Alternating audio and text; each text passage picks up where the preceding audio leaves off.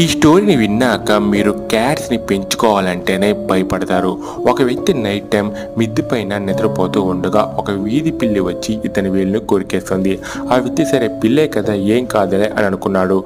కానీ కొన్ని రోజులకి అతనికి చేతి నొప్పి ఎక్కువగా మారుతుంది. ఆ తర్వాత తన బిహేవియర్ కూడా మారుతుంది. పిల్లిలాగా అక్కడికి ఇక్కడికి జంప్ చేయడం, నైట్ టైం గట్టిగా అరవడం ఇలా. ఇది చూసిన తన వైఫ్ వెంటనే తనని హాస్పిటల్కి తీసుకుని వెళ్తుంది. డాక్టర్ చెక్ చేసిన తర్వాత తెలిసింది ఆ పిల్లి కరవడం వల్ల అతనికి ర్యాబీస్ వచ్చిందని. ఆ తర్వాత ఆ హాస్పిటల్లోనే తనని సపరేట్గా ఒక రూమ్లోనే ట్రీట్మెంట్ కోసం ఉంచారు. కానీ ఆ వ్యక్తి ఆ రూమ్లోనే ఆత్మహత్య చేసుకొని చనిపోయాడు. ఈ ఇన్సిడెంట్ నిజంగానే తమిళనాడులోని మదురైకి చెందిన బాలమురుగన్ అనే 25 ఏళ్ల వ్యక్తికి జరిగింది. సో మిమ్మల్ని కూడా ఏదైనా బయట జంతువు కరిస్తే వెంటనే హాస్పిటల్కి వెళ్ళి టీటీ ఇంజెక్షన్ని వేయించుకోండి.